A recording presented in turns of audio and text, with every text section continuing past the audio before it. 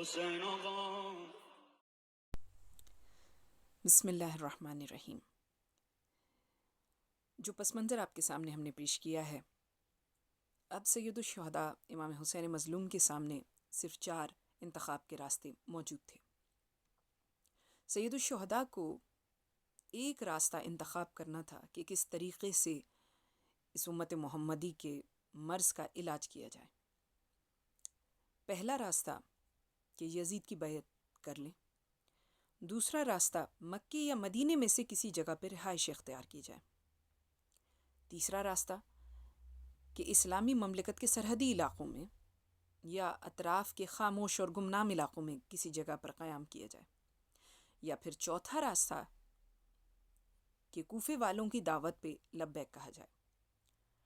اس میں سے جو پہلا راستہ ہے، انتخاب کا راستہ، در حقیقت کبھی تھا ہی نہیں کہ یزید ملعون، یزید جیسے فاسق و فاجر کی بیعت سید الشہداء جیسی عظیم ہستی کبھی کر لے. یہ ہو ہی نہیں سکتا تھا، ممکن ہی نہیں تھا.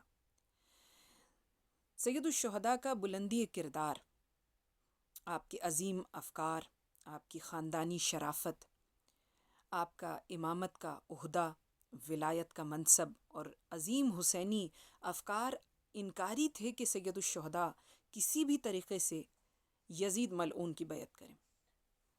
ایک جگہ پر ہمیں تاریخ میں ملتا بھی ہے کہ جب عمر سعد ملعون نے عبید اللہ ابن زیاد ملعون کو خط لکھا کربلا سے، اور اس خط میں لکھا کہ عبید اللہ، میں نے حسین کو 3 چیزوں میں سے ایک چیز پر آمادہ کر لیا ہے. اور وہ 3 چیزیں کیا تھیں؟ اپنے آپ میں وہ سوچ رہا تھا کہ میں نے بہت بڑا مارکا مارا ہے. کہ پہلا میں نے ان کے سامنے جو انتخاب کا راستہ رکھا ہے وہ یہ کہ وہ کسی سرحدی علاقے میں چلے جائیں. دوسرا راستہ کہ مدینے واپس چلے جائیں. یا تیسرا راستہ کہ یزید کے پاس خود چلے جائیں. جب یہ خط ابن زیاد کو ملا تو المختصر ابن زیاد نے واپس خط لکھا کہ عمر سعد، ادھر ادھر کی باتیں کرنا چھوڑ، جس کام کے لیے تجھے بھیجا گیا ہے وہی کر کے دکھا. یعنی یا حسین کو یزید کی بیعت پہ آمادہ کر لے یا پھر ان کو قتل کے لیے تیار کر لے. جب یہ خط عمر سعد کو ملا تو اس نے ایک جملہ کہا جو واضح دلیل ہے کہ کسی کے بھی فہم میں، کسی کی بھی عقل میں یہ بات آنے والی تھی ہی نہیں کہ حسین کبھی بیعت کر لیں گے. اور وہ جملہ کیا تھا؟ جب اس نے کہا کہ بخدا حسین کبھی یزید کی بیعت نہیں کریں گے کیونکہ ان کے سینے میں ان کے باپ کا دل ہے.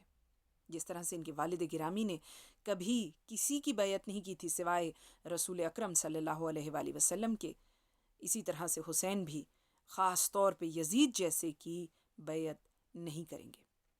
دوسرا راستہ جو انتخاب کا راستہ سید الشہداء کے سامنے موجود تھا کہ یا مکے میں یا مدینے میں قیام پذیر ہوں. یہ بھی کوئی انتخاب کا راستہ در حقیقت نہیں تھا کیونکہ سید الشہداء جانتے تھے کہ جہاں بھی رہیں گے تو یزید کوشش کرے گا کہ آپ کو وہیں پر شہید کر دے، یعنی قتل کر دے. اور اس کے لیے وہ اپنے کارندوں کو بھیجے گا بھی، اور اس سے مدینہ یا مکے کی حرمت کو متاثر کیا جائے گا. وہ علاقے، وہ جگہیں کہ جو حرم ہیں مسلمانوں کے لیے، وہ ہمیشہ کے لیے داغدار ہو جائیں گے. اور سید الشہداء نہیں چاہتے تھے کہ ان کے خون بہنے کی وجہ سے ان جگہوں کی حرمت پامال ہو. کیونکہ ہم دیکھتے ہیں کہ تاریخ گواہ ہے کہ مکے کے اندر حج کے دوران بھی سید الشہداء نے اپنے احرام کو صرف اس لیے تبدیل کیا کیونکہ آپ جانتے تھے کہ حاجیوں کے بھیس میں، حاجیوں کے لباس میں یزید نے قاتلوں کو آپ کے قتل کے لیے بھیجا ہے. اور سید الشہداء ویسے بھی گمنامی کی موت یا قتل یا شہادت نہیں چاہتے تھے.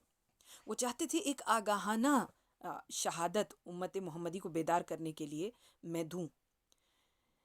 گھر کے اندر گھس کر دشمن کے ہاتھوں مارا جانا اور ہے، اور میدان میں دشمن کے ہاتھوں مارا جانا اور ہے. امت محمدی کو ویسے بھی جگانے کے لیے ایک آگاہانہ اور ایک بہت ہی واضح شہادت بے انتہا ضروری تھی. اور تیسرا آپشن، تیسرا راستہ جو سید الشہداء کے سامنے تھا کہ کسی سرحدی علاقے میں، کسی گمنام جگہ پر، کسی ایسی جگہ پر چلے جائیں کہ جہاں پر آپ کو کوئی واضح طور پہ نہ جانتا ہو. تو یہ بھی در حقیقت کوئی آپشن نہیں تھا کیونکہ اگر وہ دشمن جو مکے اور مدینے تک رسائی رکھتا ہے وہ کسی ایسی جگہ پر بھی رسائی رکھ سکتا ہے. اور ایسا بھی شاید ہو کہ ایسے علاقے میں مولا چلے جاتے اور وہاں پر بھی لوگ بے وفائی کر دیتے اور آپ کی نصرت سے دستبردار ہو جاتے. جو آخری راستہ ہے وہ ہم آپ کے سامنے اگلے حصے میں پیش کریں گے.